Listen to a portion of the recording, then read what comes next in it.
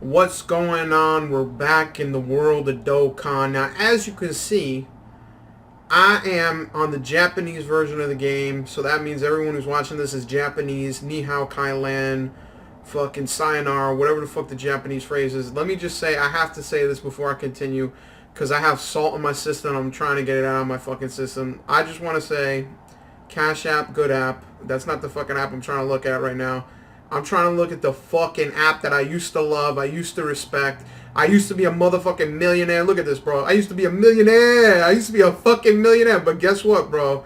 Guess what Robin Cocksucking Hood did, bro? We were living the good life, bro. Look at that dildo. That dildo's straight in the fucking pooper. I've been holding on to Nokia since 2018. These cocksucking motherfucking pieces of shit at Robinhood to fucking provide protection to their master overlords on Wall Street. They made it so that you can only buy, say if I wanted to buy 2 shares of Nokia, look what they're going to tell me. This order will exceed the maximum allowed Nokia shares you can hold. You have 200, which exceeds the limit of 5. These motherfucking communist fucks, bro. GameStop fucked you. Nokia fucked you. AMC fucked you. And when I figure out how to fucking use Webull or fucking SoFi, I'm out. Robinhood, if you ever want to fucking use a stock investment app, do not use Robinhood. They will fucking steal money out of your fucking pocket. Now, with that being said, Dokkan is probably the best investment opportunity. If I took all that money that I could have made and put it in Dragonstones, I probably would have every LR in the game. I'd be a motherfucking millionaire. I'd be a motherfucking LR millionaire. But I'm a fucking idiot. I'm a fucking clown.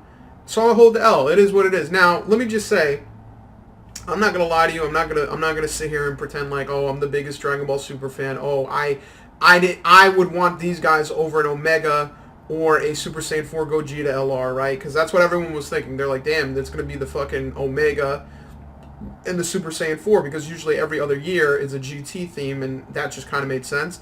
But I'm not gonna lie, I'm not really that mad. After seeing these cards, they actually look a lot cooler than I first was anticipating. They do have new mechanics associated with them, where the whole revival mechanic that they have, and the fact that they do have active skills that do damage. I know some active skills just give you a boost, which is cool, but I like characters that have an active skill where it actually, like, fucking, like, it actually legit does some type of damage. And their super attacks are pretty fucking lit. I'm not gonna lie, like, this fucking Goku super attack, I think Goku super attack is a little bit better looking than Vegeta, honestly. I think they're both very cool. But this Goku is fucking sexy as fuck. And I like his 12 key where he's running, like he's doing a Naruto run. Like, look. You're going to see this motherfucker do a Naruto run. Look at, whoa. Yeah, Sareno! You just hear the Naruto music in the background. That's fucking crazy, bro. I'm going to be honest, on Global, I think I'm going to rock with the Vegeta banner more so than the Goku banner, because, first of all, Vegeta's here. He's badass. Then you have Gohan and Frieza, and then you also have this guy who I never got on Global. You have this guy who I only have 1 copy on Global. This guy who I already have, wouldn't mind a dupe. She's pretty good, not bad. Hit, which I've never seen. I don't think anyone's ever pulled him. And then the rest are kind of Vegetas and Android 17. And then on the Goku banner, I'm not hating the characters. Like, these are cool. Like, Wuhan isn't terrible. I would like the Vegito more. This Gohan, I think I have him 1 away from Rainbow. I don't want to fuck with that. I would love to get this Super Saiyan 4 Goku. I never got him. And then the rest are kind of like an L. I'm not going to lie. I don't really care about them because I either have them rainbowed or I'm an asshole and I just don't want them. So I'm going to go ahead and say for the JP version of the game, the Japanese version, I will commit to MUI Goku. I will commit to summoning him, maybe getting him, and then never using him, because I can't sit here and fucking lie to you and fucking tell you that I have time for this game, because I don't. The past 3 fucking months, I've done nothing but interview. All I've done is software engineering interviews. That's it. That's the only thing I've done. I've probably jerked off a couple times, and I'm not going to lie to you, I did play Ghost of Tsushima. That game was really good. And let me just tell you something, right? I'm about to say something that I never thought I would ever say, okay? Ooh, damn, I would love to get this guy on Global. I'm about to say something that I never thought I would ever say. Oh, alright, so my friend called, and I didn't want to fucking expose his number, so I just cut that out. But basically, this past Friday, I had an interview, an on-site interview with Google. Yes, fucking Google. And last week I had an on-site interview with Amazon. Amazon actually gave me an offer. I have an offer right now. And I'm just waiting to hear back from Google. If by some miracle I actually do get an offer from Google, I will consider both. I probably would lean a little bit more towards Google just because if they're fucking Google. But I can't sit here and pretend like Amazon ain't fucking giving me the bag either, bro. Like, dude, I've been trying to find a new job mostly because my company has basically cucked me and basically capped my salary in a sense that they're like, we want to, like my manager told me, he's like, yeah, we want to promote you, but right now it just isn't a good time. Yeah, we want to give you a bigger raise, but right now it's not a good time, blah, blah, blah, etc., etc. So I ended up looking for different jobs. I ended up looking around, and goddamn, did I get the motherfucking penultimate. Like, this was going to be pretty much my final interview round if I got an offer. I got an offer from a bank. I got an offer from another company. Then I got an offer from Amazon, which right now is the front runner. And if I were to get an offer from Google, that'd be amazing. Even if I didn't, honestly, I'm very happy with myself that I was able to do. In order to get to Google, you have to do an online, or not even an online, you have to do a phone screen. Oh, damn, another LR, Jesus Christ. You have to do a phone screen, which is basically solving two algorithm problems. And then after that, they call you back. And then usually for people, like when you do on-sites, you usually want to have like 2 weeks to study, whatever. For the Google one, I made it 5 days because I have 2 offers I'm waiting on, and I kind of was in a rush. And I've been interviewing in general, so I do have a little bit more experience, so it's not like I'm just going in there with no, like, preparation. And I did study, like, during work, during my lunch break, I did study. After work, I did study, so it's not like I just didn't study at all. But 5 days is pretty short notice, dude, especially for fucking Google. But I ended up going to the interview. It went really well, in my opinion. I don't know if it's going to be good enough to extend an offer. The reason why I say that is that the first interview was really fucking hard because I basically joined the interview, and by some magic of either God or the devil, somebody was playing a fucking joke on me. My computer died. So I joined the interview, right? I'm waiting for the interview to join the room. My computer just dies. So I'm like, holy mother of God, like this, I cannot believe this is happening. Like I cannot. Like one thing is I want to do well in the interview, and the second thing is I don't really want to extend this because I have offers and this is going to fuck everything up. So I go tell one of my family members, I'm like, I need your computer. Please let me use your laptop, please.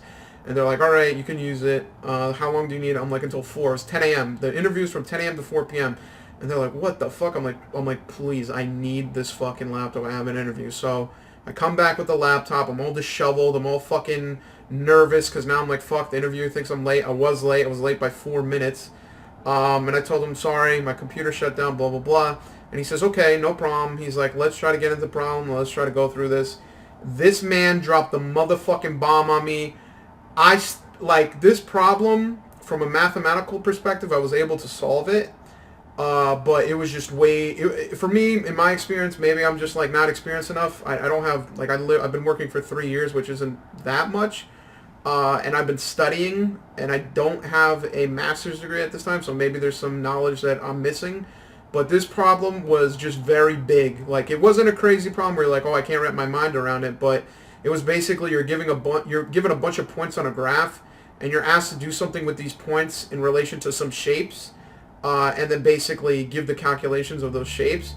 And I'm like, fuck. Like, from a mathematical perspective, I just had to solve it, and I was like, okay, this is what it means to be a shape. This is what it means to, how to represent it. And then in order to manipulate and do certain things, I was able to get to like maybe 60. Damn, that's badass.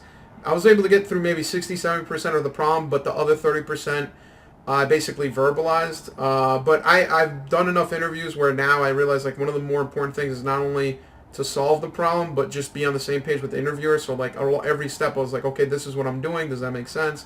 And if they're like, oh, that's not clear to me, I stopped. I tried to make it a little bit clearer and explain a little bit more. And I actually got to the second problem. The second problem was hard as... bro, that shit was hard as fuck, but at least I had time to do a complete solution. It wasn't optimal. Basically, that solution, what it required it required 2 things. One was math with probability, and then the second one was organization based off criteria.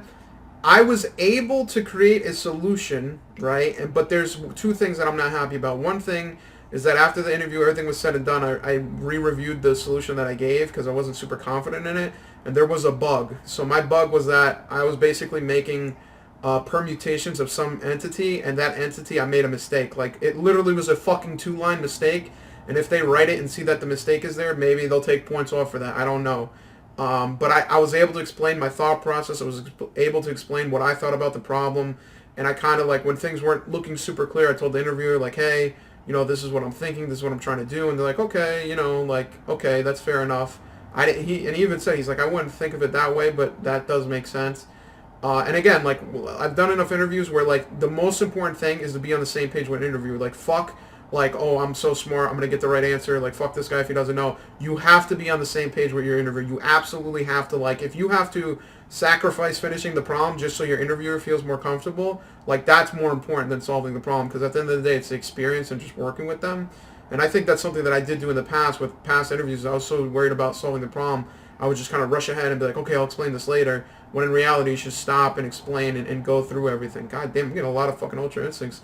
So that was the second problem. So for the first problem, I would say on a scale of 1 to 10, I feel like I did, like, if I'm being generous, 5 out of 10. If I'm being negative, probably 2 or 3 out of 10. Like, not, like, just, it wasn't great. Like, the logic was there, but the implementation wasn't, so I don't know how they weight that. I have no idea, but maybe the interviewer was nicer than me, and he's like, you know what, this guy did like 40%. I'll give him like 4 out of 10. Like basically, if this is going off percentages, I'm fucked, but at least I'm getting something. If this is a yes or no, it's a no. Like, it's just plain and simple, no. Do you want to hire this guy from your perspective? No. Next interview, I don't know. That can go up either way because I did present an implementation. The code did have one bug. And again, the way that you do these interviews, it's in a Word document. You don't have a compiler. There's no way to run it. You have to do everything yourself. So that adds time and complexity. But the second thing, I did solve the problem, at least from my perspective, and talking to the interviewer, it seemed like he was like, okay, I get the point you're trying to make. The implementation and the approach I went with, it basically was a runtime of order n to the power n, which is pretty shit. You usually want to have n log n, and at the worst n squared. So n to the power n is like, Jesus fucking Christ, dude. Like, what is this shit? But whatever. At least I explained my thought process. I was able to explain the problems, parameters, and I gave a solution. It might not be the best. It might not be amazing. But if the interviewer's like, do we hire, do we not? Maybe we'd be like, all right, you know what? Like, this isn't the best, but he gave me a solution, and it looked to be all right. And honestly, I'm going to be honest with you, I have no fucking idea how, I don't know, like, I have to go research and figure out, like, how you would do that problem in n log n or less than n to the power n or n factorial, because in order to get combinations of something, that takes n factorial time. So the only way you're gonna optimize that is if you somehow know, like mathematically speaking, like, you have a finite set of items and you know what the next one is gonna be. You could then get it in maybe order n square, maybe. I have no fucking idea. But the point is, I gave a solution. It was pretty slow, but hopefully the interviewer's like, you know what, it is what it is. Hopefully he'll give me something. But even if both those interviewers gave me nothing, like, say if I got zeros from both, I pray to God Almighty that they do like a democratic, like, hiring system where they're like, okay, if more people say yes, we're just gonna at least go through and at least consider it. Because I fucking murdered the remaining interviews. I was, not only did I continue to explain my thought process, right? Not only did I explain, ask questions about the input, ask questions about the output, ask questions about the presentation of it, I fucking gave the optimal solution. The problem after that was a DFS problem. It was basically depth first search. I murdered it. Fucking murdered it. There was like a couple of things where the developer was interviewing with had the point I was like, hey, the return for this isn't going to work out, and then I changed it. It was literally a small change. Same thing where, like, I basically had a set to ignore duplicates, and I forgot to set the set, like, basically add things to the set, and he pointed it out, and I was like, oh, okay, I cooked this. I changed it super fast, because basically I thought I did it, but I didn't. It was, like, small things like that. And again, if I had a compiler, I could run it and see, and then just change it. But those are, like, two small, very minor things, right? So at that point, I'm like, damn. My first interview, low-key, that's an L. Second interview, I don't know. Like, I don't know how harshly they're going to judge it. If they're going to be like, all right, this is too slow, or the logic wasn't there, or whatever it is. Like, I feel like it's leaning towards no as opposed to yes, or it could. Third interview, I feel like that's a yes. Like, I feel like I had good rapport with the interview. I feel like, I explained myself properly. We got off on the right foot. I solved it properly. That's a W, right? Fourth interview, yo. When I say W, I'm talking about get the crown for the king. I'm talking about I was so happy. And this interviewer was super nice. Like, all the interviewers were super nice, but this guy, like, dude, I wanted to like go through the fucking video camera and hug this guy because he's like, yeah, he's like, yo, I gave him the solution. The solution was n log n, right? And the reason why is I was using a tree map to do certain things. And he's like, honestly, he's like, yeah, that's pretty good, you know, n log n, good solution. And then he gave me an extension, right? Which basically means I was able to solve the problem within, like, I think 25, 30 minutes, and he gave me an extension, which is basically a second problem. So if I don't know if they count that as an extra problem. It'd be great if they did, because basically at this point, let's just say I have 2 L's, took the 2 L's on the first 2 problems. One is a definite L, the second one is a slight L, right? But it's still leaning L. Third one, W. Fourth one, W. Then fourth one, part 2, if they count that as another problem, I would think of that as being 3 W's and 2 L's, because basically what it is that he gave me the extension. It basically was like, it started off where everything was in memory, and you could basically account for everything in memory, right? Second part to that question is that they made it with a streaming context, which basically means you never have all the information. You have to do it piecewise. You have to have some information and continue on. I murdered that shit, bro. Dude, the interviewer's like, I don't know if you're going to have enough time to solve this, but, you know, if you want to just go through verbally. I did it verbally 5 minutes. He's like, yo, good enough. He's like, implement that shit. I implemented it. Bro, this guy, like, I don't know if this guy was, like, just trying to be nice to me or if he was, like, genuinely saying this, but he's like, because in the problem, there's, like, an item that you use to increment or decrement, and you have to keep updating this value throughout the process, and I did that. And he's like, I'm so happy you did that, because a lot of candidates miss that and they get the problem completely wrong. And he's like, really good job. I was like, bro, this guy is making me feel super good. Like, this guy's getting my fucking, like, my self-esteem is boosted right now. Like, I'm on one right now, right? And then that interview ended, and then my final interview, the 5th interview, was just behavioral. Which I think that went well too, because it was basically asking questions about what would you do in this scenario, what would you do in that scenario, and a lot of them I already had work experience for, because like my company's a great company, but there has been times where like they did some dumb things or things weren't organized properly, or like things occurred where I needed to make meetings and try to resolve things and basically come to terms with whatever issue that may exist. Oh damn, nice. So I felt like that went good. So if we're looking at this from the perspective of 5 interviews, out of those 5, I feel like 3 are 100% W's. 1 is a 50% W. 1 is probably most definitely an L. So if it goes in my favor, and like that one interview where I gave to the end solution, and he's like, you know what, the logic was there. He explained his shit. It wasn't optimal, but I'll give it to him. Like he explained his logic. That I think might be enough to get an offer. If not, then maybe, possibly maybe. Like, I feel like for this position, if I don't get an offer, it's going to be so close. Like, it's going to be, like, I could taste the fucking offer. Like, I could taste it, bro. Like, please, God. Please, God. Like, if they tell me we're rejecting you, please tell me that, like, I was off base with the other problems and I'm just stupid. Because I would feel better knowing that I was just dumb than to be, like, so close. And the thing is, like, it's so, like, I feel like it's going to come down to, no matter what, when you're interviewing, like, this is a fact, luck is involved, and how much your interviewers like you is involved. Because even for the Amazon interview I did last time, out of all the I did all the problems pretty well, but then the last problem, I was worried about it because I didn't solve it in an optimal way. I solved it, and that problem also had to do with probability, and again, it was n factorial. And I was worried that the interviewer was going to be like a bar raiser. One thing that Amazon has that I don't know if other companies have is the concept of a bar raiser, where you could do, say there's 5 interviews, you do 100% good on 4, but the bar raiser you do terrible.